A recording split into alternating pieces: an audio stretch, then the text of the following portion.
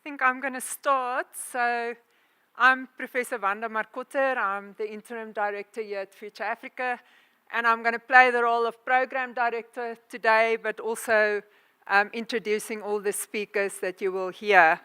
So dear esteemed guests, including members of the diplomatic corps, embassies, industry, leadership and researchers from other universities and science institutes, including colleagues joining us from outside South Africa. Maybe just the hands who's from outside South Africa. I think Zacharias, is he here? Tafadzwa? Yeah, but Zach, is he here from Gambian? Oh, is it? Okay, I thought he also joined us from the Gambian, but all the other people that's joining us from outside South Africa, students, there's a lot of postdoctoral fellows that I see in the audience, which is great. The director of the Lancet Countdown, Prof Tafadzwanashe Mabhaudhi, who will also, you will hear from him later on what is this all about. Members of the Global Lancet Countdown, members of the university executive, specifically here in front, our VC, Professor Petersen, and Prof Maharaj, our DVC. And then also a really big welcome to our online audience that's also joining us from all over the world today. So it's really a great pleasure as the Interim Director of Future Africa to welcome you to this really significant and celebratory event where we're launching the African Regional Center of the Lancet Countdown on tracking progress in health and climate change. And we can now proudly say that we're going to host this at Future Africa at the University of Pretoria, where you're also present today. So just a few comments on Future Africa before I hand over to the rest of the speakers. It is the University of Pretoria Pan-African platform, really for collaborative transdisciplinary research that works really across the sciences and also with society to address some of our complex challenges, and specifically also what we're talking about today, climate and health. So what do we mean really with transformative research? I mean, we use these words and I don't think we always unpack what it means, but it's really integrative. So it's not just about one discipline, it's not just about one stakeholder, it's all of these things that we integrate to really generate knowledge, but also how we're going to apply it to make a difference and have an impact. It's engaged. That's why you're all here. We're not sitting in our labs and in our offices and just doing this. It's really an engagement when we talk about transformative research. It's holistic. There's lots of words that you can use for that. One Health is one of the words that we use to describe holistic approaches. It has to be digitally enabled if we talk about transformative research, and we have to be future literate. So it's really important that we think about all these things if we talk about transformative research. So just also to say that we talk about the research, we talk about transformative research, but you're also in this wonderful convening space, which we really have the privilege of having as part of Future Africa. So Future Africa is not just about this space, it's actually about what I just told you about transformative research. But the space enables us to have these engaging conversations and invite different stakeholders to be part of these conversations and these outputs. So in terms of Future Africa's leadership, we have researchers and we have chairs that really leads transformative research domain. Some of you may be familiar with the previous domain in sustainable food systems, and this is really at the food, water, climate nexus. We can't just look at food in isolation anymore, and I think Tafadzwa will probably also say something about this because this also links well to the Lancet Countdown. We have One Health, we have sustainable transformations in Africa, Africa's science and technology futures, and global equity in Africa. And this is just the domains, but there's lots of cross-cutting things also happening. You know, leadership development, developing PhD students, developing postdocs, which is really essential if we want to make a difference, is how we train the young generation and how we build capacity. So we work with our partners across the continent to set African agendas, build capacity, strengthen networks based on expertise, co-design impactful research. I think co-design for me as director is a really important word. It's not just about us coming up with idea. Co-design, have to have conversations, be engaging to understand what the problems is. And we also host very important cross-cutting initiatives. One of them that you will also hear about is the United Nations Hub on Resilient Environment, Agriculture, Climate and Health for Africa. In short, Reach Africa, which is something that we hosted last year, where we're really bringing all of these conversations also into the United Nations policy space. And this is a very important collaboration with INWE in Canada also, that Tafadzwa is also leading at Future Africa. So as the climate crisis intensifies, Africa is really standing at crossroads. We're feeling it. I mean, I think we're feeling it even on a personal level, you know, how the weather changes every day and how this influences us. It's not just something that's far away. So we really need to establish, and this is the reason why we established the Lancet Countdown African Regional Center, and why it's such a major milestone. Because it's grounded in the region. I think that is really important. We need to have these initiatives on the African continent. It's strongly coordinated with African leadership. It's Africans leading it. That is the people that you will hear from today in climate and health research. And it's really, I think, embedded in what we will call the African realities, if we start talking about climate and health in this space. So as the director of Future Africa, I'm really proud that the Future Africa at University of Pretoria can host this, but I'm even more proud that it's on the African continent and that we're sitting here at the south point of Africa and we can launch this today. It's not somewhere on another continent. So this launch really marks an important step towards ensuring that African researchers and African knowledge are visible. That is what we have to do with these platforms. We're really visible, but we're also influential in global efforts. Our voices need to be heard. It has to be grounded in scientific excellence and knowledge so that we really play a leadership role on these global platforms and that we can understand the links between climate and health going forward. So thank you for everybody being here. I'm now starting with thank yous at the end. Prof Sunil will thank you at the beginning. Prof Sunil will thank you at the end. And I look forward to really exciting collaborations that's going to grow from this and transformative research that will emerge from this center. So I'm going to end my introductions, my welcoming there.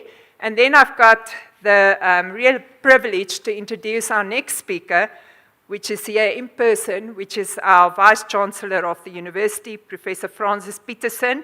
He's really a visionary leader in the South African higher education sector, and we can gladly say he's a visionary leader at our university, and he's anchored in University of Pretoria now and not at some other university, as the Principal and Vice-Chancellor of University of Pretoria. He's previously held esteemed positions at other universities, Free State, also at the University of Cape Town. He holds a PhD in engineering from Stellenbosch, and his international speaking engagements include prominent conferences worldwide, contributing to the global discourse on higher education and research. And I think a really important position that is currently also the chairperson of the Board of Directors of the University of South Africa. So, Prof Petersen, we're looking forward to your remarks. Thank you.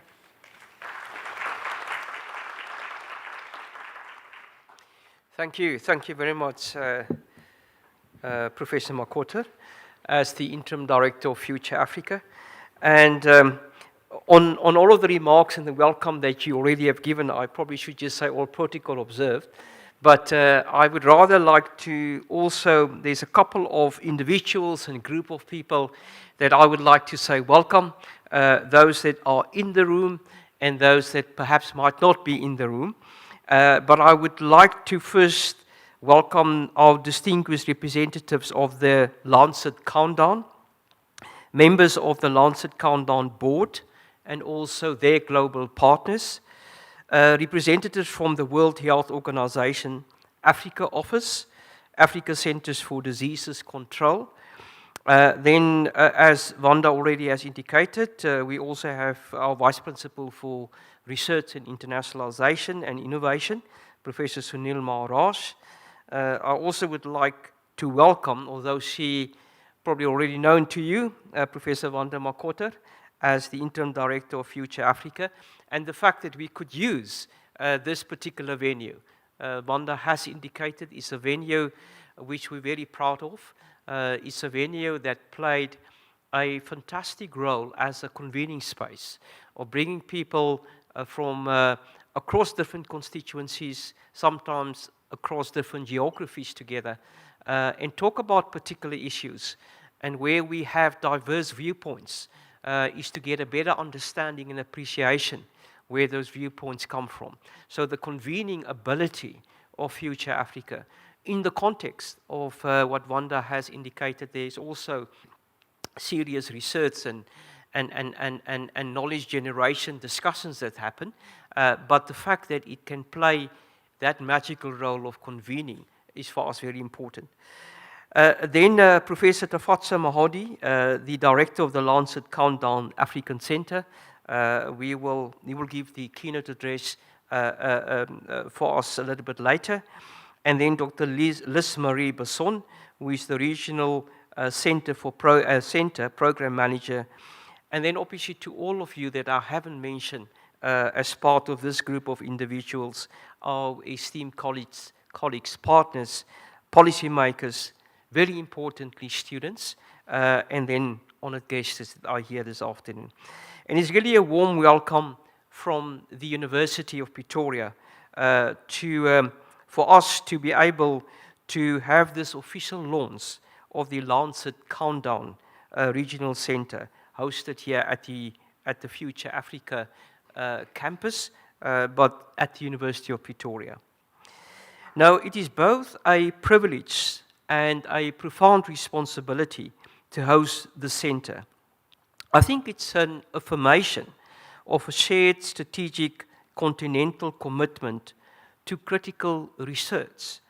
But very importantly, it's not only the research, it's the evidence that goes with it. And I'm pretty sure that Professor Mabhaudhi will talk a little bit later in his keynote address of the importance of the evidence part. And then the accountability and the justice components that goes with it, to really safeguard the health of the present and the future generations in a rapidly changing climate environment.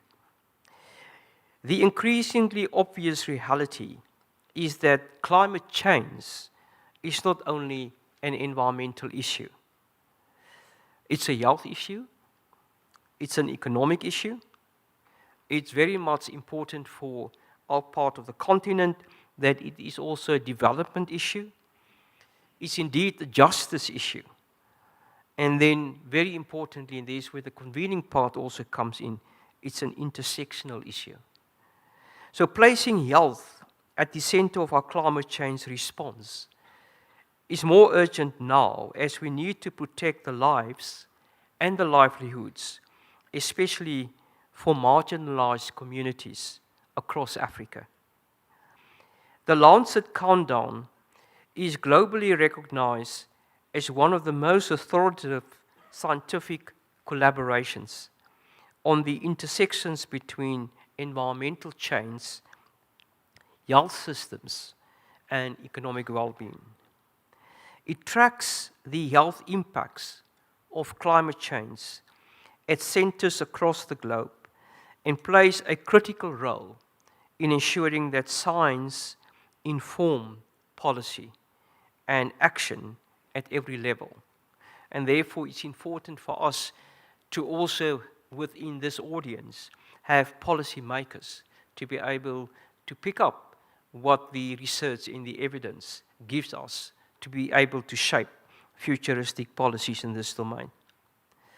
It is a critical development for Africa to be taking its rightful place within this global network through the Africa Regional Center. Climate change is a tangible and accelerating force throughout Africa, from intensifying droughts and floods to heat stress, food insecurity, air pollution, and the spread of infectious diseases and the rise in non-communicable diseases. The health implications are indeed mounting, putting additional strain on already fragile health systems. The alarming implications of these impacts on children present an existential threat to Africa's future and economic development. And we all know that Africa, which have got the largest percentage of young people, to be able to manage, to develop them in a responsible manner, we need to understand what of these existential threats to exactly that growth. Africa contributes the least to global emissions, yet bears disproportionate burden of the consequences, including increased disease burdens, rising economic losses, and widening inequalities. Yet for years, our science has not been able to inform global climate policy and also the actions that has to go with it. So the launch of the Lancet Countdown Center, or Lancet Countdown Africa Center, will change this narrative and ensure that African scientists and science is elevated into the global discourse.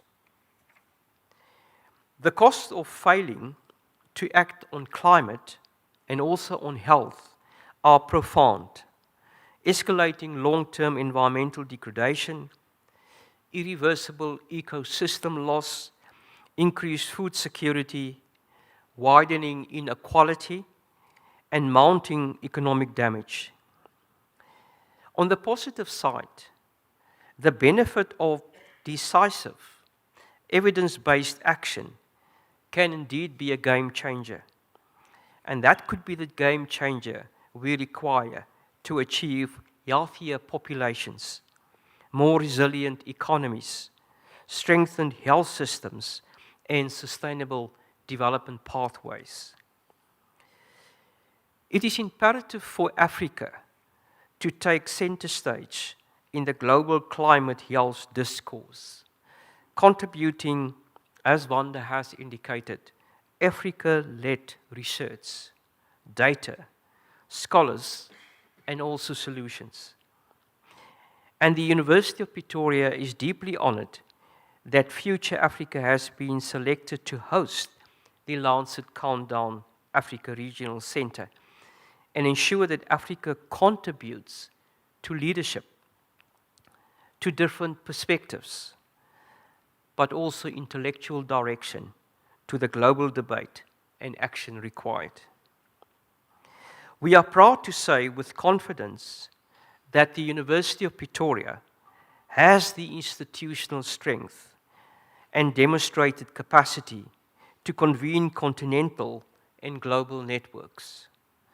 Our strong track record in climate and in health research and our transdisciplinary mandate aligns directly with the objectives of the Lancet Countdown, but also the objectives of our new strategy that we launched earlier this year, which is UP's Thrive 2038 strategy.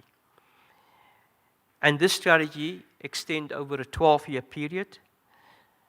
Thrive UP 2038 strongly advances the university or University of Pretoria as a leading research-intensive university that produces knowledge that really impact society positively, with the aim of shaping just, but also sustainable and resilient futures. And if you look at the strategy and what it wants to achieve, and you align the objectives of the Lancet Countdown, then those objectives are very, very closely aligned. Our research, our teaching, and our engagement with society address society's most urgent challenges, and it also nurtures graduates who are skilled, adaptable, compassionate, and committed to addressing the needs of an unequal and a very complex world. And there's a lot of responsibility placed on our graduates leaving our institution to find their rightful position into this complex, uncertain, and challenging world. But also a lot of challenges and responsibility on our academic staff and also support staff that have to nurture those future fit graduates so that they can make the sort of difference that the new world order is expecting. Climate change is fundamentally a health issue, a health systems issue, as I indicated earlier. It influences vector-borne and waterborne illnesses, zoonotic risks, nutrition outcomes, labor productivity, livelihoods, and indeed food security. It links ecosystem degradation with population health issues. It demands that we move beyond silos and draw on the power of transdisciplinary processes and also transdisciplinary platforms such as Future Africa to pursue the interconnectedness of climate systems, of water, of energy, biodiversity, agriculture, urbanization, and also health outcomes. The Lancet Countdown embodies this integrated approach. In addition to tracking temperatures and emissions, it tracks nutrition, labor productivity, air quality, health system preparedness, and economic indicators, translating the evidence to inform policy and practice. University of Pretoria has significantly invested in transdisciplinary platforms precisely because complex challenges required integrated approaches. Future Africa was established as a transdisciplinary Pan-African platform to convene scholars, to convene policymakers, civil society, and also innovators around grand challenges facing the continent and also the world. Through Future Africa and our planetary and One Health research theme, climate scientists, public health experts, behavioral scientists, and community partners work together to co-develop. And Wanda talk about the co-creation, co-development as a key part to ensure that we have got adaptive responses.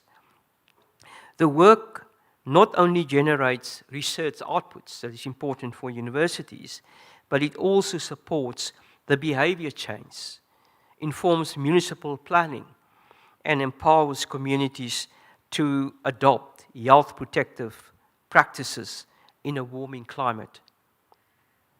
So hosting the Lancet Countdown Africa Regional Center within this particular space is therefore deeply strategic, but is also aligned. Through the center, Africa-specific climate and health indicators will be developed, and it also will be tracked. Surveillance systems will be strengthened. Early warning systems will be supported. The evidence generated here will illuminate how environmental change translate lived health realities across our continent. Another key Thrive UP 2038 theme is African-led solutions, and the Lancet Center will really indeed augment that. So for too long, data and responses to Africa's climate and health challenges have largely been shaped externally and interpreted through models developed elsewhere. Now, this is neither accurate but nor sustainable. The Africa Regional Center will generate Africa-specific climate and health data. African researchers will be the lead authors and the knowledge producers, building and strengthening research capacity across African institutions. It will ensure that continental policy debates are informed by Africa-generated evidence. It will advance global engagement from a position of self-determination and strength. It's like this is Africa, for Africa in action.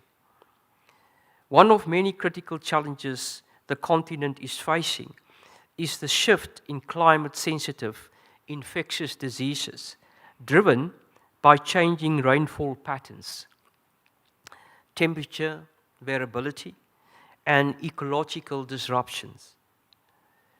The Lancet Countdown Africa Regional Center will develop robust indicators to track these shifts, strengthen early warning systems, and inform climate-resilient health interventions across multiple African countries. This will strengthen collaboration and serve as a convening platform linking researchers, policymakers, and also practitioners. It will also closely align with the Sustainable Development Goals, Africa Agenda 2063, and our collective Sustainable Development commitments. In partnership with University of Pretoria and Future Africa, the Center will deepen international partnerships in the global climate health discourse. In all ways, it is about partnership for impact, partnership where we also take collective responsibility, but also collective action. It is about researchers collaborating without borders. It is about policymakers shaping climate-resilient health systems.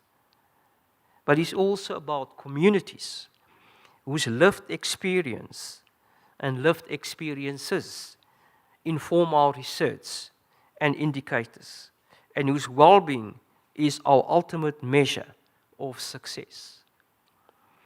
One of the most powerful aspects of the Lancet Countdown is its annual reporting mechanism. It holds governments and institutions accountable.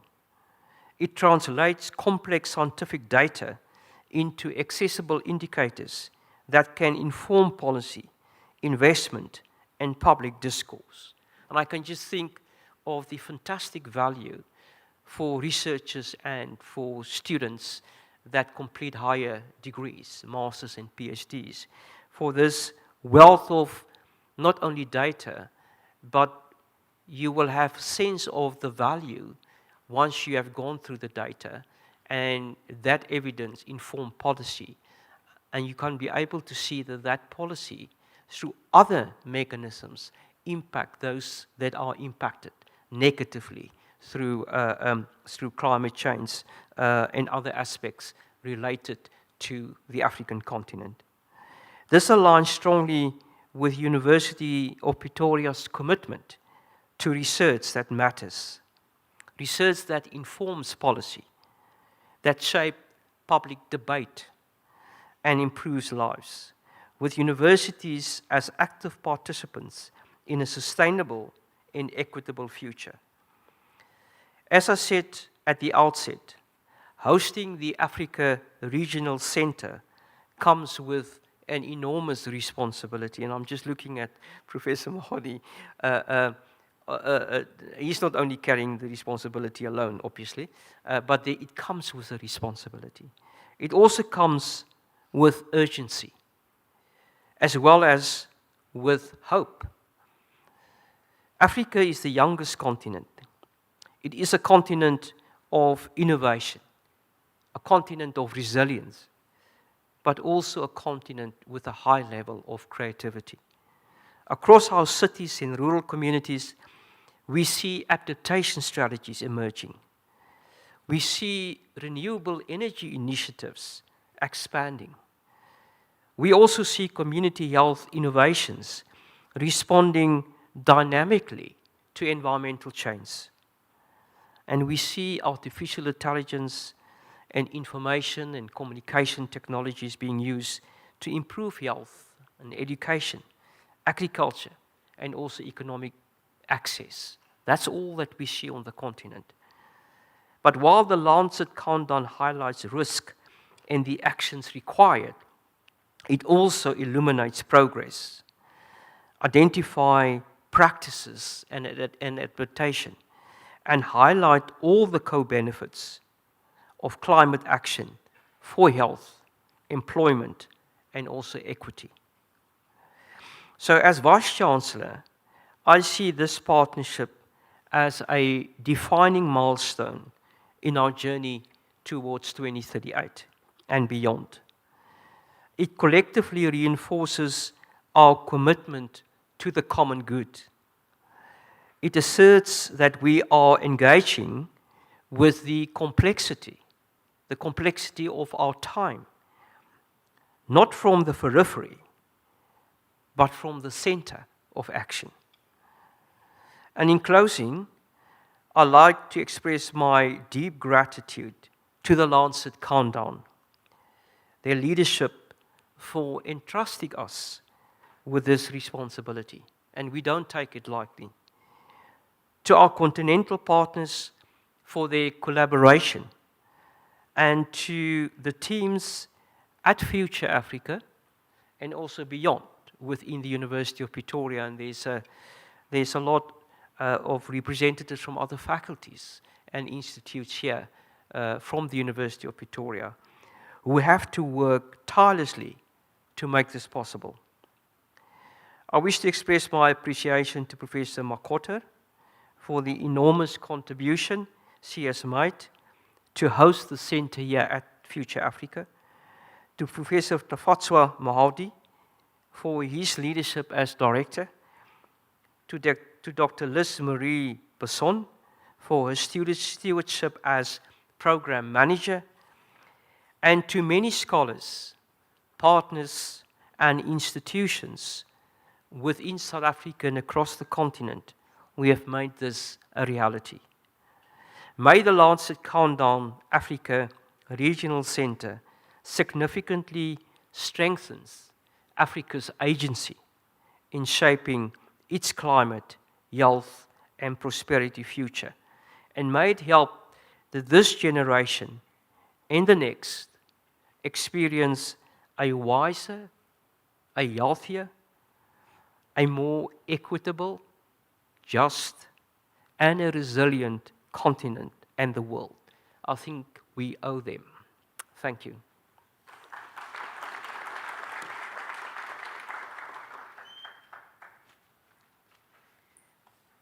Thank you, Prof Petersen, for those really wonderful remarks. So we're going to move on to our next speakers, and some of our speakers, unfortunately, are going to be online. We hope at some point we're going to all be in the same room, but for today, some of them are unfortunately not with us in person. And the first speaker that's also going to give remarks is Dr. Marina Romanello, who is the Executive Director of the Lancet Countdown. I just want to check that, Dr. Marina, you can hear us? Hello, yes, I can hear you, Wanda. Okay, Can you hear perfect. me? I'm just going to introduce you, and then I'll let you continue. So, as I said, she's the Executive Director of the Lancet Countdown, specifically on tracking progress on health and climate change. She's also Associate Professor at University College of London, and the Lancet Countdown is an independent and multidisciplinary research collaboration between almost 100 academic centers around the world and headquartered at the University College London Institute for Global Health. Please go and look at the website for the Lancet Countdown to really get an idea of all these connections that you're hearing about today. I think you've got a little card also that has been given to you. Marina trained as a clinical biochemist in the University of Buenos Aires, Argentina, and holds a PhD in biomedical science from the University of Cambridge. Her research background spans from toxicology through to environmental health and climate change.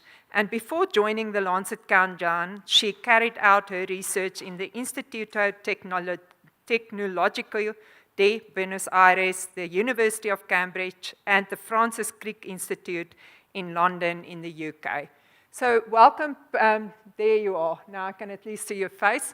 Welcome, Dr. Marina, and I hope we can soon host you in person also at Future Africa. Looking forward to your words. Thank you so much, Professor, and thank you, all of you, for joining the launch event. We're so delighted to have this event happening, to have the center being formally launched at Future Africa in Pretoria University. And thank you so much for the kind words towards the Lancet Countdown and the commitment of Future Africa towards hosting the Lancet Countdown initiative. Hosting a regional center is a huge responsibility, as you've just heard, but I hope you will also agree that is a good opportunity and hopefully an honor to be part of a bigger collaboration. And we couldn't be happier to have you on board leading this effort for Africa. I'm going to share a few slides.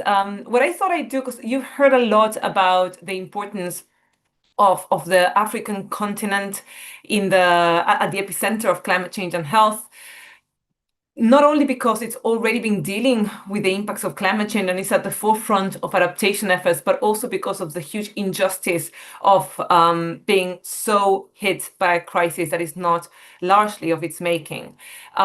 We have been very aware of the scarcity of engagement that we've had over the past years in the African continent. And launching this regional center is for us an absolute honor in terms of being able to engage with researchers in Africa who we have engaged with in other fronts, and we know there's a fantastic workforce there.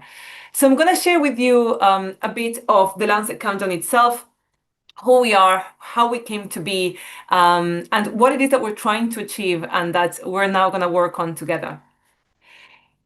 So the Lancet Countdown actually starts basically in 2015 when the Paris Agreement got signed. You might know that the Paris Agreement is the United Nations Framework Convention on Climate Change Agreement on climate change. It has a goal of tackling greenhouse gas emissions, keeping global mean heating to below 2 degrees above pre-industrial times, of adapting and supporting countries in adaptation to climate change, and addressing the threat of climate change to enable a livable, thriving future. And when the Paris Agreement got signed, although it was under the remit of the UN climate negotiations, it was hailed by the World Health Organization as potentially the most important public health treaty of the century. And this is because we have plenty of evidence that the actions that we need to take to tackle climate change go hand in hand with the most sensible, the most called for public health interventions, and that the transformation required and mandated by the Paris Agreement could actually lead the way towards a healthy future, towards that healthier health systems, more resilient health systems that we've been calling for decades.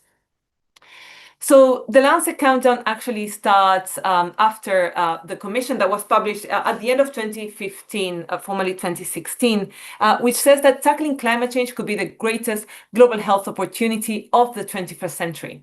And off the back of the Paris Agreement, it reached the conclusion that we have a huge opportunity provided by this internationally, legally mandated agreement to deliver those climate commitments in a way that puts health and well-being at the center of climate action. And that in doing so, we could really transform our public health, our health systems for the better. But it also concluded that in order to do so, we needed to provide decision makers with tools, with evidence, with data that showcases the health opportunities of climate action and that monitored progress towards delivering the Paris Agreement commitments in a way that would expose whether or not those health opportunities are being delivered, to keep policymakers accountable to expose the opportunities. And that is how the Lancet Countdown is born. It's born off the back of that commission from the Lancet, launched formally in 2016. So this is our 10-year anniversary. And it's born with the purpose of delivering that rigorous scientific monitoring system that would help us track progress as we deliver these climate commitments and we enable a healthier future. Today, the Lancet Countdown brings together over 130 contributing organizations from all around the world. I hope that in the very near future, we'll have this slide filled with African contributing organizations as well. And over the past 9 years, with this being our 10th year that we're currently preparing, we've been publishing these reports that you see on screen in the medical journal, The Lancet. These reports come ahead of each year's COP climate negotiations and provide iterative updates of almost 60 indicators on the links between health and climate change, exposing that evolving health risks, but also the extent to which our actions are or not protecting people's health. And as I said, we're now preparing our 10th report. In 2026, we'll launch our 10-year anniversary report, and we're so delighted that we will have the African Center represented in that report as well. But as you can imagine, these reports are global, and global reports often mean global data being put front and center, delivered through global data sets, and benchmarked by the data that is available globally. We very soon realized as we were launching these reports that policymakers often rely much more on regional or local data than they do on global data. And it also became very, very clear that we needed to have more focus on enabling local researchers across different regions of the world in being able to produce and improve on these indicators that we were producing globally, leaning on research capacity and the knowledge available at the local level. And that is how, kind of since 2019, we've been in this mission of opening regional centers. Regional centers, which the latest addition being, of course, the Africa Regional Center of the Lancet Countdown, which largely reproduce the model of the global Lancet Countdown at a regional level. And here, everything I've heard about the commitment of Future Africa towards transformative, transdisciplinary research is music to my ears, because that is what the Lancet Countdown is about. It is about bringing a really transdisciplinary team of researchers from every aspect of the intersections between climate change and health to think about innovative, transformative solutions, to put together data that can truly inform action to protect people's health. And that's everything that we do is underpinned by the notion that we're in a crisis and we need to deliver solutions and data to inform action that protects people's health. So these regional centers have been growing over the past years and are now producing the regional reports. I'm so glad that today we can say every center has already published an academic report. And we also have an academic report that was launched through the inception of the African Center, with much of its current contributors also represented in that report. These regional centers mirror the structure of our global report, producing annually or biannually these indicator reports that you see on screen. And as I said, the Lancet Countdown is all about transdisciplinary research, exposing the connections between climate change and health, but also how every aspect of our efforts to tackle climate change will ultimately affect people's health. So we're divided into 5 working groups. The first working group looks at the evolving risks, hazards, and impacts of climate change on health. And that is kind of our health impact tracking. The rest of the working groups largely monitor progress towards delivering progress on climate change and health. The second working group looks at efforts towards adapting our health systems and broader health determining systems towards delivering a healthier future. The third working group monitors mitigation efforts to reduce greenhouse gas emissions, and how those actions are affecting health through the direct benefits that they have in terms, for example, of the associated reduction of air pollution that comes with fossil fuel phase down, or the healthier diets that come with more sustainable food systems. Our fourth working group brings together the economic perspective, monitoring both the economic impacts of the health impacts of climate change, quantifying those economic costs and those losses and damages, as well as monitoring the extent to which we're transforming our economic and financial systems to enable a healthier, thriving future, that economic and financial transformation that underpins the economic determinants of health. And last but absolutely not least, our fifth working group looks at the public and political context, the extent to which our policymakers are understanding that when we talk about climate change, we're fundamentally talking about potentially the most important public health threat of the century, that our scientists are now looking at the intersection of health and climate change, how climate change and health is portrayed in the media, and how we're communicating the risks and the opportunities to the general public.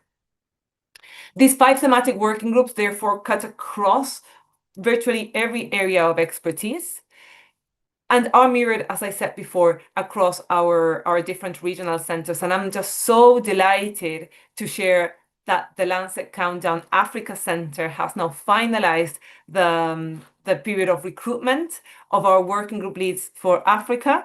I know that some of you are now in the event, and that was an open advertisement that was quite competitive. We got outstanding applications from across the African continent, and I'm so glad about the level of researchers that engage with the call and that now are leading our academic working groups.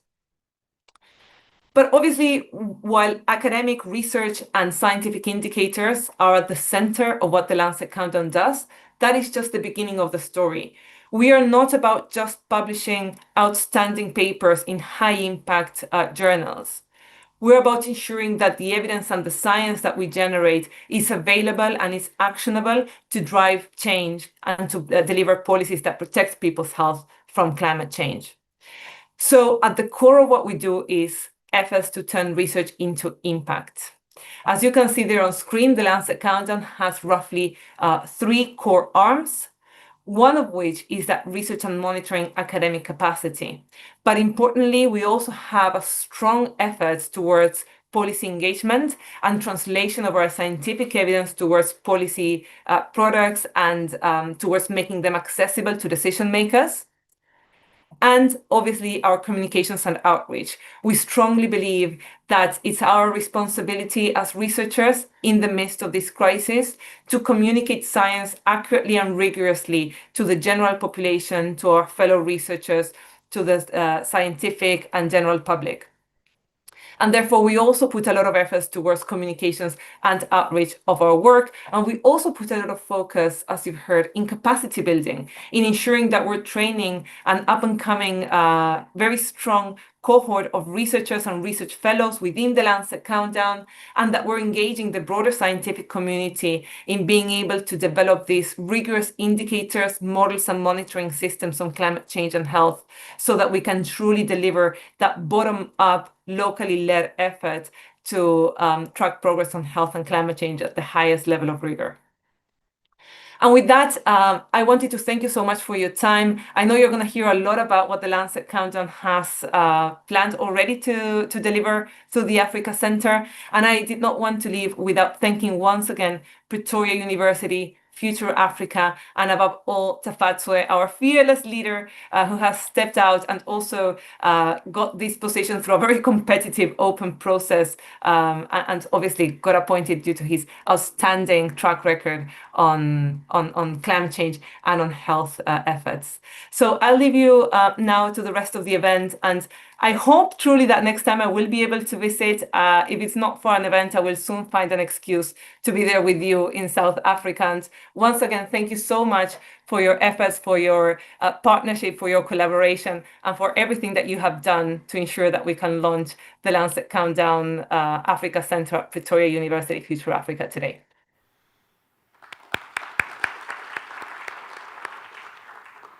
Thank you so much, Dr. Romanello, and we're really looking forward to see you at some point. And thank you for those remarks and also the support from the Global Lancet Countdown. So we're going to move to our next speaker, and this is somebody in person. It's always really great to have the National Research Foundation of South Africa in the house and have them here in person. So I'm going to introduce Dr. Nana Boaduo, who is currently the director of the South African Research Chair Initiative. You will know them as the SARCHI chairs at the National Research Foundation of South Africa. He's a conscientious natural scientist and professional person with extensive training in biological sciences.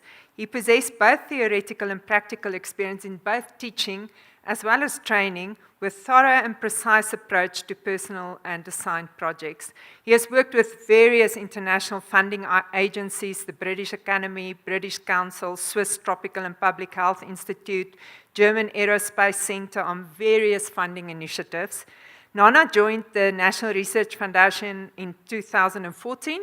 It's already more than 10 years that you've been there, as a professional officer in the Strategic Investment, Innovation and Impact Department, previously the Research Chairs and Centers of Excellence Directorate.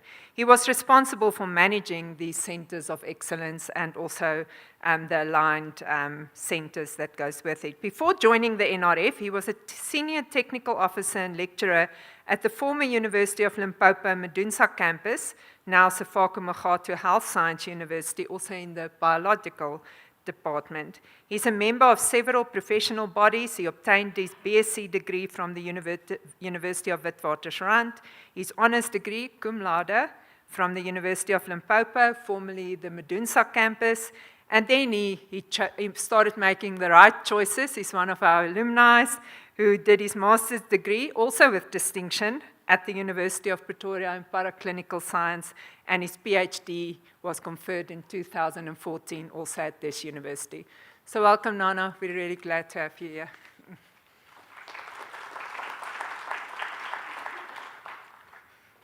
Thank you, colleagues, and thank you very much for that lovely introduction. My message is it's going to be very short, not too long. As Wanda already said, I am from the NRF, and she asked me to just share a bit of a message of support on behalf of the NRF. So just to sort of stand on the protocol that VC has already said, I'm not sure exactly who is in the room, but just to observe all protocols and just to say, ladies and gentlemen, distinguished delegates, colleagues, and partners, it is a privilege to deliver this message on behalf of the National Research Foundation. We extend our deep appreciation and support for the Lancet Countdown Africa Regional Center on health and climate change.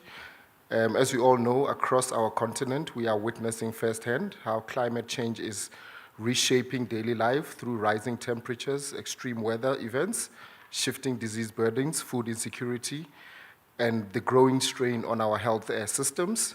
These are not distinct possibilities. They are realities that demand clear, decisive action and strong and meaningful collaborations across all partnerships. This is why the work of the Lancet Countdown Africa Regional Center is so important. The center stands at the forefront of generating rigorous Africa-led scientific evidence to guide policymaking and inform public health responses, and also bring together experts from across disciplines, across their countries and across sectors to ensure that the continent's voice is not only heard, but it also becomes essential in the recognition of the climate health discourse. Now, within, obviously, as the NRF, we applaud the center's commitment to strengthening research capacity, promoting innovation, and supporting government with the tools they need to protect communities. We share this commitment. The challenges before us are too great and too urgent for any one of us to face alone, and that partnerships such as these are critical in building resilient, healthy, and sustained future for Africa. As South Africa's premier research supporting agency, the NRF is dedicated to working alongside the regional and international partners to strengthen knowledge production, promote innovation, and support initiatives that drive transformative change within the system.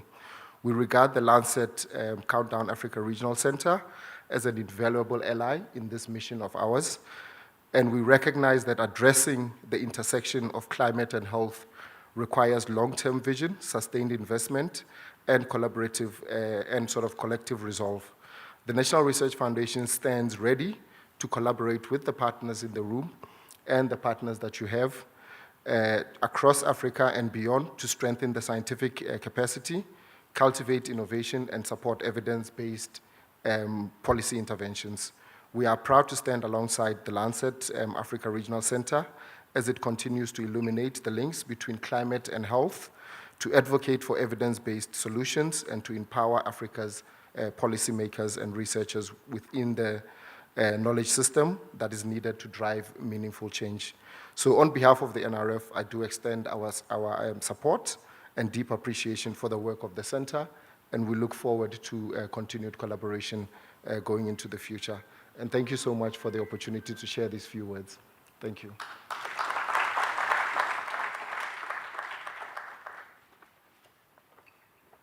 So not so quick, Nana, because you're an external guest. There's a present. Sorry, DC, we don't give you more presents.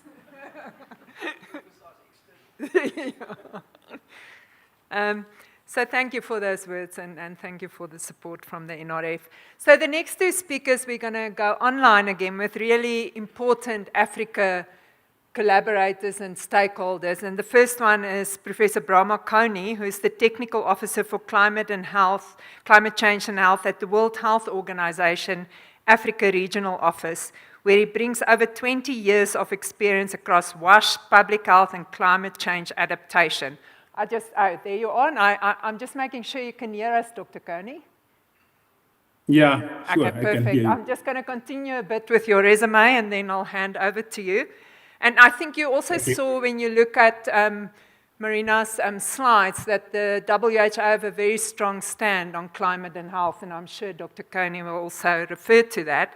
He holds advanced qualifications in sanitary engineering, epidemiology, and environmental epidemiology, and has taught and conducted research across multiple West and Central Africa countries. He has held senior academic and research leadership roles, including at the Swiss Center for Scientific Research at the Côte d'Ivoire and the Ministry of Higher Education and Scientific Research. His work focuses on climate-related health risk, disaster risk reduction, and the epidemiology of waterborne and vector-borne diseases, supported by very strong technical skills in policy advisory, program management, and environment and health impact assessment. Thank you for joining us online, Dr. Koné, today. And we look forward to also having you in person at Future Africa sometime in the future. You can go ahead. Thank you. Thank you so much, Excellencies, distinguished colleagues, dear friends from the media. I hope some are there in the room. Ladies and gentlemen, it's a great honor to join you today for the launch of the Lancet Countdown Africa Regional Center. This center represents a historic milestone for our continent, a commitment to place evidence building on climate and health at the center of climate action. Climate change is already reshaping Africa's health landscape. Between 2001 and 2021, more than half of all public health emergencies on our continent were climate-related. Last year only, we recorded more than 300,000 cases of cholera and more than 7,000 deaths, all belonging to poor sanitation, lack of water access, and population displacement that are all exacerbated by climate change. As already said, while Africa is among the most vulnerable and affected regions of the world, it's unfortunately, and luckily, I would say, it contributes the least to global emissions. This paradox underscores the urgency of building climate-resilient health systems for our continent. The WHO African region has responded with a framework for building climate-resilient and sustainable health systems lasting for 2024 to 2033. Its vision is clear. All Africans enjoy quality health services delivered through climate-resilient and sustainable health systems. At the same time, our new regional director has articulated a manifesto for transformation that calls for resilience, sovereignty, and universal health coverage. Climate resilience is not optional, it's fundamental. We cannot achieve universal health coverage if our systems collapse under climate stress. The Lancet Countdown Africa Center will be then a critical partner for us in this journey. By tracking climate-related health indicators, generating locally relevant evidence, and strengthening regional research capacity, it will empower policymakers with the knowledge they need to act. Through the REACH initiative, Research for Action on Climate and Health, implemented by WHO, this is an initiative aiming to shape climate and health research agenda in the world, including in Africa. We are building on expressive need of policymakers, communities, and practitioners, a relevant climate change and health research agenda for our region. Together with REACH and other existing initiatives, the Lancet Countdown Africa Center will ensure that Africa priorities for climate and health research and evidence are targeted and effectively documented. We, as WHO Africa Regional Office, our role is clear. We will continue providing technical leadership when it comes to assess vulnerability and adaptation, when it comes to draft health national adaptation plan, when it comes to draft decarbonization roadmap. We will continue advocating for health in international negotiations, including UNF3 policy negotiations, in national climate strategies. We will continue convening partners across government, academia, civil society, and donors around climate change and health issues. And we will continue supporting the translation of evidence into policy and practice. Our partnerships matter. With welcome trust, the Lancet Countdown Africa Center, African universities, Ministry of Health, and civil society, we are building a coalition that will transform vulnerability into resilience and climate change mitigation into opportunities to increase resilience. Lessons are already emerging. Countries that integrate health into climate commitment mobilize more resources. Communities that participate in adaptation planning ensure equity and sustainability. And when Africa speaks with more voice, health gains visibility and influence. We must also recognize unique opportunity of Africa. The continent holds the vast reserve of mineral essentials for clean energy technologies. If managed responsibly, these resources can fuel a just low-carbon transition that protects health and livelihood. But if exploited through harmful practice, there is deepening inequities, damaging local environment, and increasing local climate risk. Yes, I hear time is over, and I will finish soon. The Lancet Countdown African Center must help us track these dynamics and ensure that health remains a guiding principle in Africa's industrial and energy transition.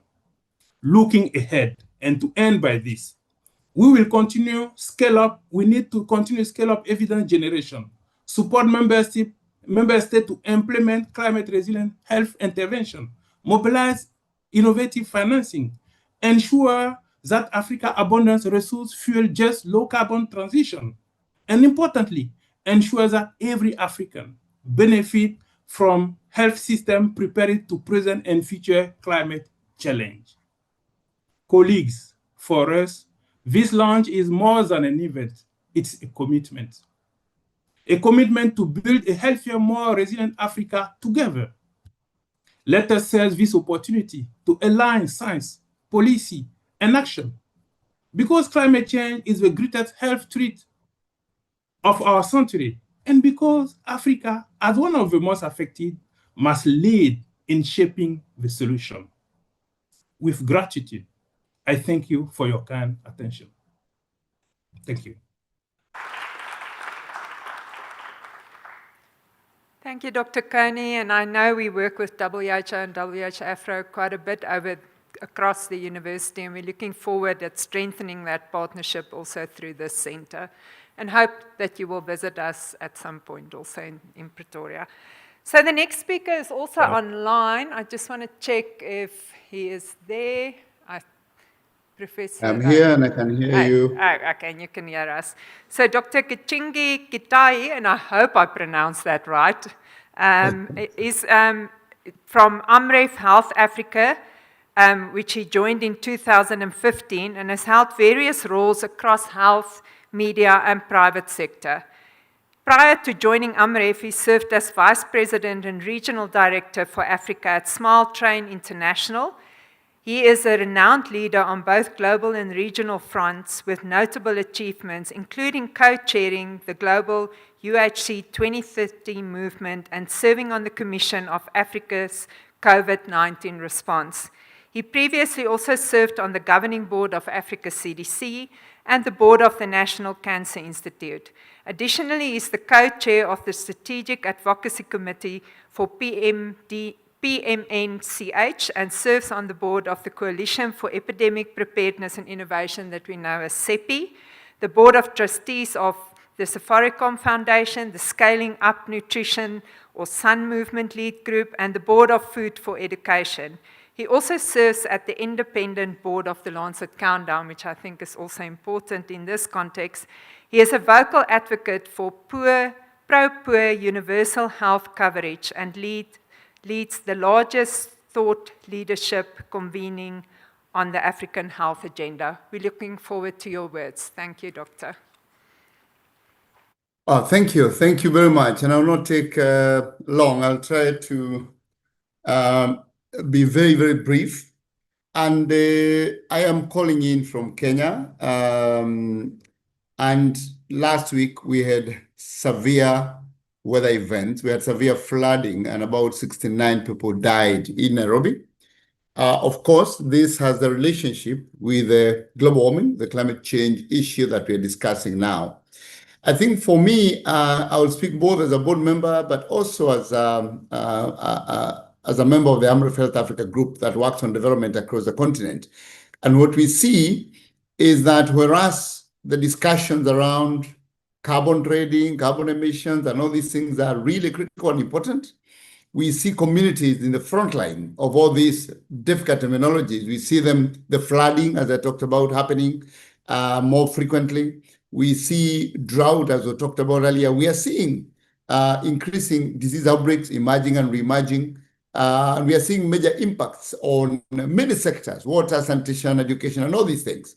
But for the communities that are being impacted, they actually don't know what we are talking about today. They don't know the Lancet Countdown. All they know is that their lives are becoming more and more difficult. And because of that, they are wondering, what next? And what the governments are doing is that the governments are then saying, we have a climate change agenda in our ministry. The president is attending a conference somewhere at the Conference of Parties and all these things. And at the end of that conversation, then the governments come back and say, we will deal with this issue. And they make significant commitments in the nationally determined contributions of their countries to say this is our climate strategy. But when we look at those climate strategies, we don't see much of health, whereas we think that health is actually the human face of the climate crisis. It doesn't matter how many carbon emissions and carbon metric tons and greenhouse gases we count. At the end of the day, it is all reflected in the impact on human life in many different ways, as have been discussed by others here.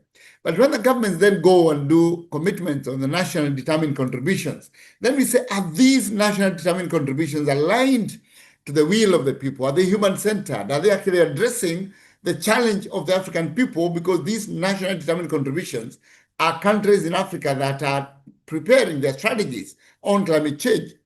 And we find that actually, no. We find that most of these, close to 70%, actually have to do with mitigation. And whereas mitigation is really important and critical in this conversation, must not be health washed, must not be wished away, we find that most of those commitments that are financial commitments, either national or development assistance, about 70% of them will relate to mitigation efforts. And a lot of this will be on transport and energy decarbonization. In many other countries where this is their focus, they don't even have survival level energy. You look at Central African Republic, you look at Chad, look at DR Congo, their metric tons emissions are below survival level energy. And therefore, when they concentrate significantly on just mitigation, whereas mitigation has health core benefits, and we must also have data on that. They focus extremely on what they see other countries doing, because even when they focus on this, it's not that there is a national study that says that actually our best investment for our money is in mitigation and decarbonization of the transport and energy sector. That evidence is lacking, and therefore they're using evidence from elsewhere to determine their national determined contributions. And therefore, out of these national determined contributions, you find that governments are committing 2.6 trillion or $2.5 trillion that need to be spent by 2030 to ensure they achieve their commitments on the NDCs. And in those, health is only about 2% of that total 2.5 billion. Of course, there's a big gap of financing. Those are just futuristic, dreamy numbers, because we have seen that countries that need to contribute to this NDCs are not contributing. So, but the target number, significantly 2.5 trillion, and only 2% of that is on health. So the question then we ask ourselves is why? Whenever we go to advocacy meeting, we go to the conference of parties and elsewhere, well, the data available is from elsewhere. It's not available in Africa. We don't know, we haven't done enough data to inform not only the IPCC,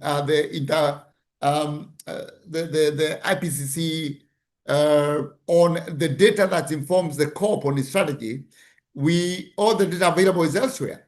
So I think the launch, therefore, of the Lancet Countdown Center in Africa is critical in providing data for evidence, and not only for COP and IPCC, for governments in Africa. And I would wish that, and congratulations, Tafadzwa, for picking up this big weight on your shoulders, and we'll be coming and knocking on your door. And I hope you have broad enough shoulders, because we are going to really be on your door, is that not only should we look at informing the international community, informing the IPCC, informing the conference of parties, but how do we inform African governments so that they make evidence-based policies for their countries fast, ensuring that climate change commitment that they have made are also embedded in their local policy. And I think that is what will be really, really critical.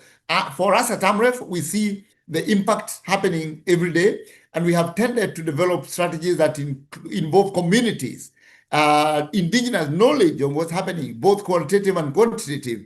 And more recently, we launched a Wellcome Trust and UK government-supported center, Pan-African Center on climate change at Amref International University, which will be collaborating closely, and we'll be working closely with the center, in addition to other communities we are doing country by country that have to do with kind of holistic data, One Health data, including communities bringing their data as well, so that we can inform government policies. So I'm looking forward to, as a board member of Lancet Commission, but also as a public health enthusiast, as somebody who is interested in successful primary healthcare in the continent, I'll be looking forward to see how we can develop data that informs evidence to protect the primary healthcare system against the danger of the rising climate change derived global warming and the impact that having on communities at an injury level, but also infectious disease level, and also NCDs, because of all the other issues that are impacting nutrition. So thank you very much, and very proud that we can celebrate that the Lancet Countdown has an African African Center. This is a major step forward. And thank you, Marina. Congratulations, Tafadzwa, and congratulations to everyone, including the University of Pretoria. Back to you. Thank you. Thank you, Doctor, for those insightful words. And I think my VC will remember the word human-centered, because that's an anchor in our new Thrive 2038 UP plan. And we're really also mindful of that is the way that we need to think about solutions and impact. So now for the, I think what will we call you, Tafadzwa, the star of the day, or maybe the one with the most resilience to still be here after months of trying to get this off the ground. We really, it's an honor to introduce Tafadzwa, who is probably going to tell you more of what this is actually about and what we're going to do. He is Professor of Climate Change, Food Systems and Health at the London School of Hygiene and Tropical Medicine, which is in the UK. And then you've heard a lot today about him being the director of the Lancet Countdown Africa Centre that we're here to celebrate and launch today. He will always say, you said it the other night also, that you like to apply a systems approach at the intersection of water, energy, food, environment, and health systems. Really important to look at this nexus and not look at it in isolation. And also it's known as the WEF plus nexus. He's leading research, teaching, and policy-relevant work to strengthen sustainable climate-resilient food systems. In addition to his role at the LSHTM, Tafadzwa is also the lead for the Water, Energy, and Food Environment Nexus for the United Nations University that I spoke about earlier, the UNU Reach Hub that we also launched last year. And he's also director of the Institute of Natural Resources. We're lucky to have him as an extraordinary professor also at University of Pretoria, and I have to softly say University of KwaZulu-Natal also, but it's a privilege to hear you speak. And from my side as interim director of Future Africa, thank you for hanging in there, and thank you for bringing these initiatives to University of Pretoria.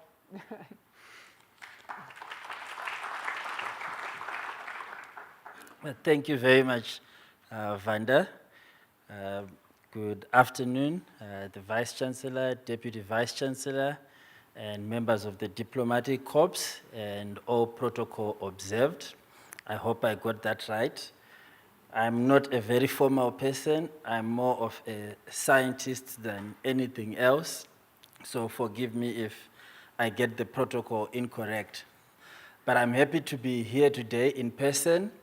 Last year in July, we launched another huge initiative, the United Nations University Hub on Rich Africa, which I also lead.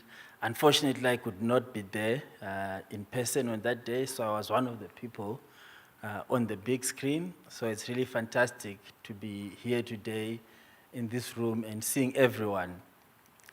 I think I was tasked with giving some key pointers about the countdown, and my program manager, Liz Marie, did a fantastic job of giving me some talking points. Unfortunately, I lost the email, but I do know, Liz, you gave me some talking points. Thank you very much, but I lost them somewhere along the way. And then I was trying to come up with stuff to say, as you know, people were talking. I'm not really good at preparing speeches and that kind of thing. It's not really my forte. Scientific publications, more my forte than speeches and stuff. But it's always nice to come at the end when everyone is spoken, because then they've said everything. And I really don't need to be the guy who repeats the points that have been made. So we had the Vice Chancellor kickstart and tell us the strategic importance of the Countdown Africa Center, especially in terms of what does it mean for Africa? What does it mean to have Africa led for Africa by Africa? Like, what does it mean? And often we just say Africa led by Africa for Africa because it's a nice mantra, but we don't get into what it means. And a couple of years ago, I was still doing my PhD, graduated in 2013, and around 2015, of course, the Paris Agreement came in. 2016, the report that Marina was mentioning was published. And I remember reading that report and going, wow, like, where do people do this sort of science? Like, where does it happen? How does it happen? And I remember following the reports thereafter and just being so impressed. And you know, you read Lancet Countdown, you can't even picture a building that is written Lancet Countdown.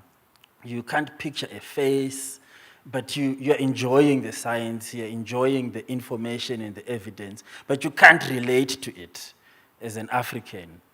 You don't know anyone who is involved there. When you read the authorship, there's no one that you know. And in some instances, there's no one who looks like you, when you see pictures of it. And so when you say for Africa, we're trying to say there must be a picture that when people say Lancet Countdown Africa, what do they see? They'll picture future Africa at the University of Pretoria, being that place where the Lancet Countdown is. They'll be able to relate to it. They'll see some faces that look like them, that talk like them. They'll see some names on the report that are spelled like their names, that no one can pronounce quite easily, like my last name and my first name. And they'll be like, there's somebody with a complicated name over there. But it makes it all very relatable. And sometimes the ability to relate to things has a lot to do with our ability to trust information. Because sometimes if we can't relate, it's very difficult for us to trust. And we talk a lot about wanting to make impact on policy and action. But if I don't trust you, if I can't relate with you, what assurance do you have that I'm going to take what you say and actually run with it? Because I can't relate. And a lot of time as scientists, we are preoccupied with the rigor and robustness of our science, the methods, but not the relatability of the work, not the relationship, not the face, not the understanding, not the context. And what the Africa Center would do, most importantly, that is not written anywhere in the documents, is it to establish a face, it to establish a relationship, it to provide context, it to build trust and a relationship that will transcend the robustness and rigor that we love to talk about, and build a relationship of trust and relevance that will allow people to start utilizing that information. It will create a relationship that will allow us for the first time to hear what policymakers are saying. You heard Brama talking there. You heard Githinji talking there very passionately about climate change and health and why it is an urgent matter, why it needs to be addressed. For the first time, their voices, their passion, their interests is going to be taken up directly and translated into a document that we shall publish, that shall speak back to them and empower them to take the sort of decisions that they need to make. And that's not just about policymakers.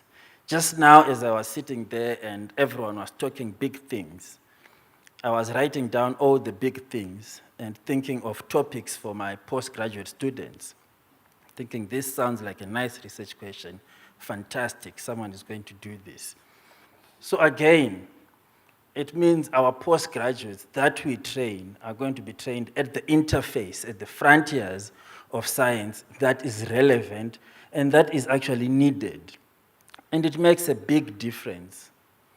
They will be trained in transdisciplinary spaces that are not theoretical, but that are practical. They will get to participate in events and engagements that are critical, where they'll understand the importance of information.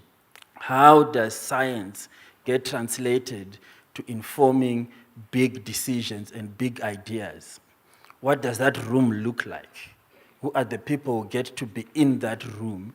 What sort of questions do they ask in those rooms? And what carries the day? Often our students don't get into those spaces. Often our students don't even know that there is a room somewhere where people sit. And it makes a huge difference when they enter into the world and want to be researchers and scientists and engage on global issues, because they can't fully engage on global issues that they've never participated in. They don't know what is the global conversation that they need to be contributing to. So then they're always behind, and they are going to be like me when I was young, marveling at other people's work. Now we need to change that. They need to marvel at their own work. They need to be the authors of that fantastic science that we are all going to be utilizing. So this Countdown Africa is not just going to be here at UP, writing a fantastic report every year, publishing it and so forth. It's actually going to mean something for everyone, and it's going to mean something for our young people in this room and those who could not be in this room. It's going to facilitate partnership, it's going to facilitate engagement, and it's going to facilitate capacity development and strengthening. Everyone has said that broad shoulders, challenge, I'm going to suffer, all of those things that ordinarily I should have left the room by now in panic to say, okay, no, that was not written anywhere in the advert when I applied. It did not say anything about suffering and broad shoulders and any of those things they are mentioning. But I took on this role mostly because of my passion for Africa and my passion for capacity development and my passion for participation and making it meaningful. I've been blessed to have the opportunity to participate in a lot of these engagements, sit in global platforms, participate in global things. But it's not a blessing enough if it's just myself sitting in those spaces. Of course, it feels very nice when they say he is the only one, but in that moment when they call you the only one, you should also pause and reflect and ask, but why? Where are the others? What is the pipeline that we are building for others to also fill these rooms and spaces? And part of why I wanted to bring the Lancet Countdown here, Wanda, and also the UNU Hub here, and it's just the first of several institutions that we need to give a home in Africa. It's because for us to participate, we must actually host.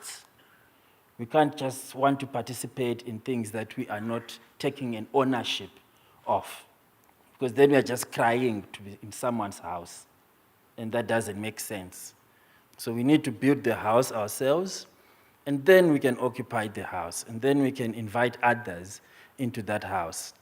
So what we are launching here today is not just a center that's going to be tracking climate change and health, but we want it to be a center that's going to represent all of Africa's shared ambitions, shared aspirations, shared hopes in terms of having our voice heard, knowing that our voice matters in this discourse, and being able to bring it to bear in important regional and global discussions, being able to inform our national researchers, being able to inform our national policymakers, and creating spaces for young people to grow, engage, and participate in. We hope that through the global partnership that the Lancet Countdown has, as Marina said, that there's 100 institutions plus with more than 300 experts, that it will allow us to leverage into those 100 institutions and those 300 experts and see them walk through the rooms of this auditorium so that they too can come and share with us what they know, and we too can learn and share with them what we know, and show that we do know certain things and many things, and for us to be able to really meaningfully participate in this global think tank and agenda. People said they'll knock on my door. I do not have a door. I have a very open space around me, so all you need to do is to walk in and walk through. There is no door. I have no protocol. Fortunately, I'm not anyone important, so I do not need to be addressed in any particular manner or way. As long as you show up, I'll be happy to engage with you. I work across 3 different continents, so chances are at any time you'll find me awake, because I'll usually be in a time zone somewhere where we can engage. So time is never really an issue. Any time is tea time, where I'll be somewhere. So I'll be looking forward to engaging with everyone in this room and outside of this room, and to having your support as we build this center. I really thank the University of Pretoria's leadership that is sitting in front here. It was a key step because they wrote the letter. Marina mentioned that it's a globally competitive recruitment. So there are two things involved. There is the recruitment of the director, which is the globally competitive process. But then there is where the director will sit with the secretariat. Now that is on the basis of institutional affiliation. And as you heard, I'm with the London School, and University of Pretoria was quick enough to say, we will host you. We will move to appoint you as an extraordinary professor. We'll give you a home at Future Africa, and we'll give you a space to operate from.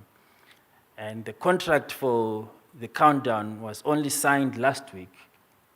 But in that whole time, we've been operating, we've been engaging, emails have been getting sent, and you've been hosting us the whole time, even before the contract was signed, since April last year when they announced it. So I would really want to extend my heartfelt appreciation for your leadership, starting from yourself, Wanda. You wrote the letter, Sunil co-signed the letter, and it made a huge difference in terms of demonstrating high-level commitment. We are here today, Vice-Chancellor, Prof Petersen is here, and it matters in the room when the leadership of a university shows up because it demonstrates high-level commitment. You spoke about the strategy. Again, it shows that what we are doing here is not just a parallel thing that does not fit. It shows that there is goodness of fit and relevance, and therefore it is something that will be institutionally supported. And we hope we can grow it into something that is not just of UP, but that is truly African in the sense of the name of the center. And there is no better host than Future Africa, aptly named Future Africa, where we want to be. And this center is basically at the intersection of that future in terms of guiding us, generating robust, relevant information, building capacities across individuals, institutions, communities, and policymakers to help guide that transformation of Africa as a whole towards a just, equitable, inclusive, and healthy African future that we can all be proud of. So with that, I bring my speech to an end. I hope I've covered Liz Marie's talking points. If I've not, forgive me, Liz Marie. I think there'll be another speech somewhere, someday.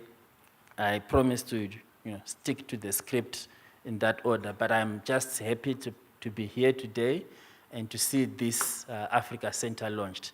Thank you very much.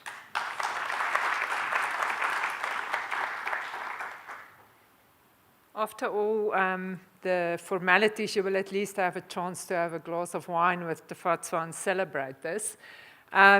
So maybe just one thing I wanted to add, I don't know if that was in your memo list, but this is the launch, so high-level talk. There's going to be a workshop at some point that Tafadzwa will send to everybody, and that's where the real work's going to start, shaping the activities and where we're going to go with this. So please look out for those emails and those invitations. But like he said, his door is open.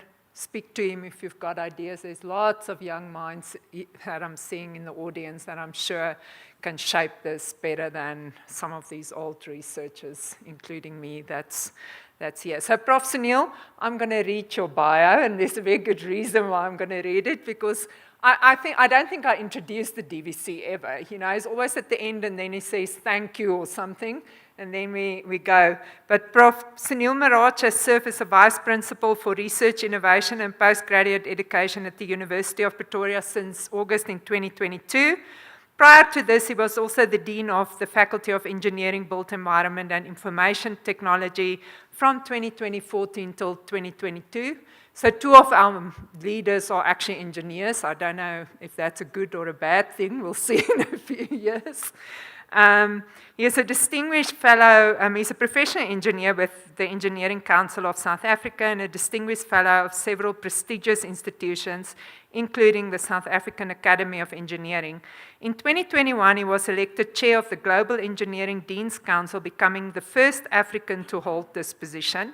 Prof Maharaj's research expertise lies in 5G cognitive radio sensor networks, OFDM MIMO systems, I'm hoping I've got that right, and edge computing. I don't know if any of you knew this was his research expertise, but that's why I wanted to read it. His significant contributions to rural broadband and 5th generation communication technologies earned him the distinction of being the first African to receive an honorary doctorate of philosophy from Malmö University in Sweden. This honor recognizes groundbreaking work on reliable communication technologies for undeserved remote regions in sub-Saharan Africa. So the reason I wanted to read it, because now we at least know what our DVC's research expertise is, and we're looking forward to the closing remarks. Thank you, Prof.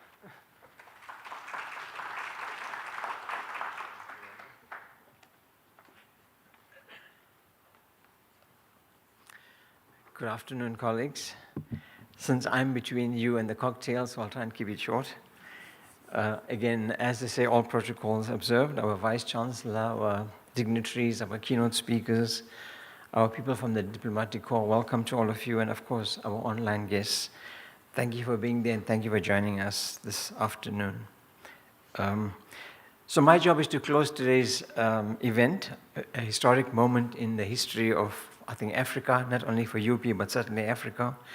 And I think it's important for us to celebrate what we have come thus far in this particular journey going forward. I think the key feature of UP, as you know, the Vice Chancellor mentioned, we have UP or Thrive UP 2038, our new strategic plan. I think it most strongly foregrounds the imperative of societal impact under the hallmark of academic excellence. I think in particular we view ourselves as an African university, of course, deeply committed to contributing to scholarship and solving societal problems in Africa, and in doing so, we will achieve global impact. So if you look at a new vision statement, it clearly emphasizes an impact-driven, research-intensive university. So it's all about impact going forward, and something we're planning going forward.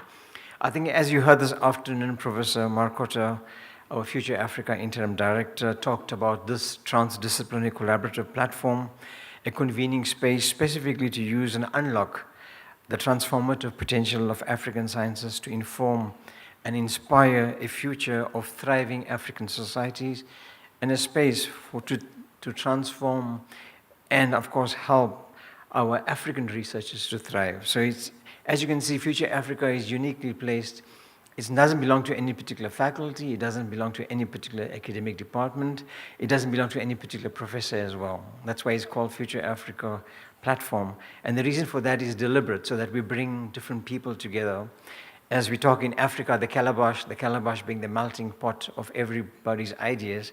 And that's what we try to create in this space. And we're hoping that it'll give the credence, as Tafadzwa mentioned, in going forward. I think, therefore, we have created this ecosystem, and we think that this is the most appropriate space for the Lancet Countdown African Regional Center. I think Professor Mabhaudhi unpacked how the center will function and give some kind of a roadmap for the engagements and the planned outputs that we expect going forward.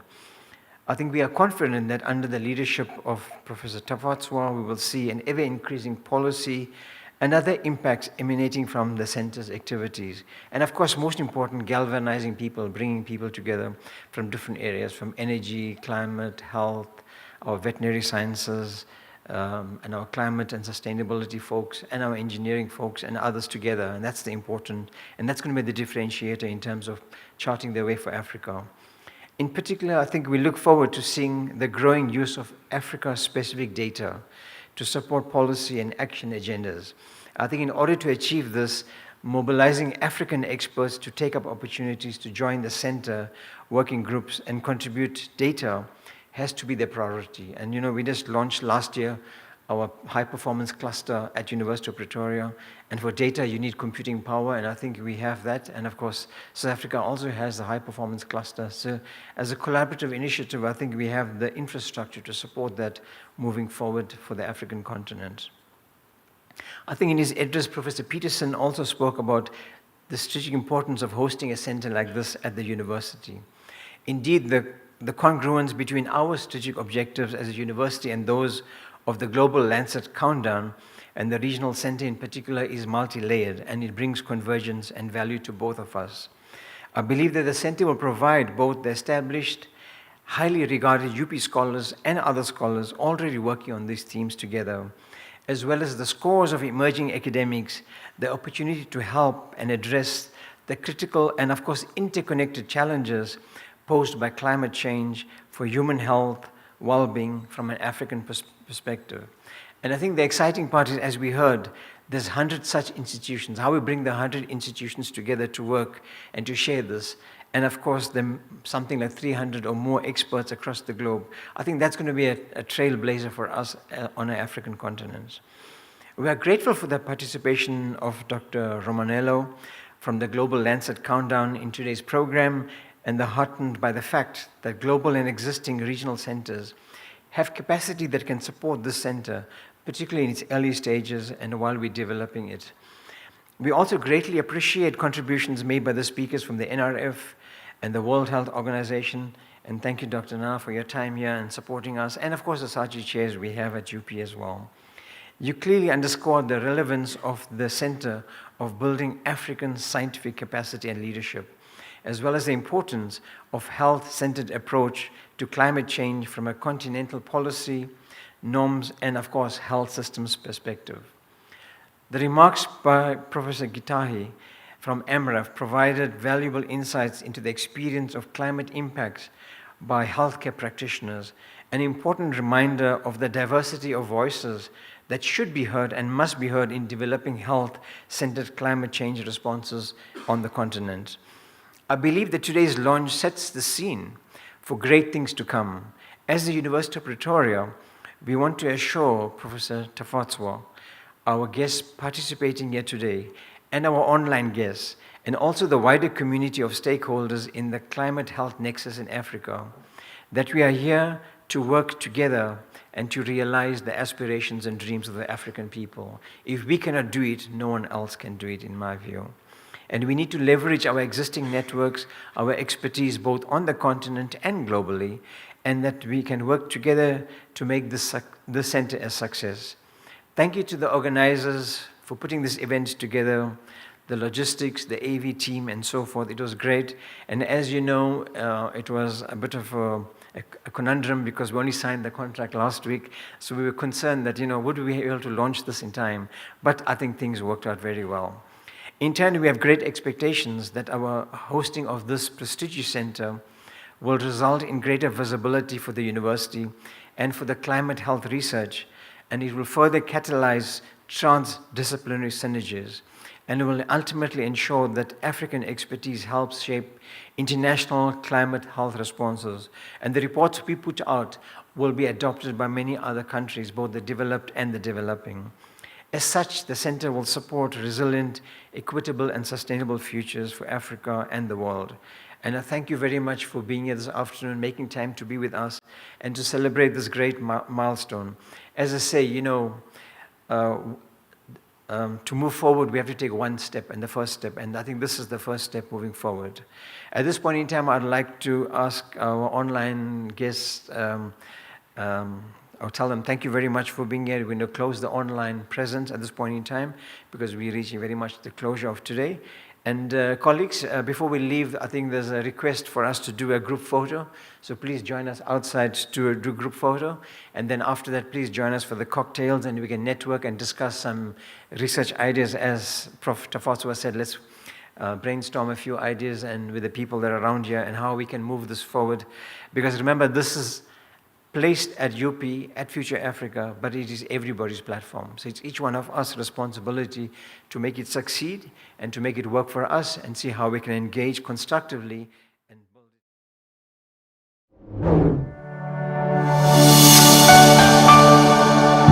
it.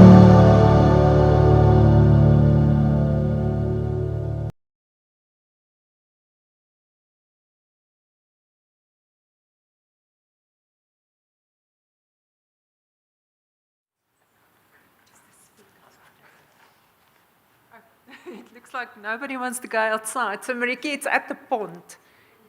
Yeah, so everybody at the pond. I think important there, what Tafadzwa said, there needs to be a face to this that looks like Africa. So please, everyone, be on the photo so that we can actually see who is on that photo. I just asked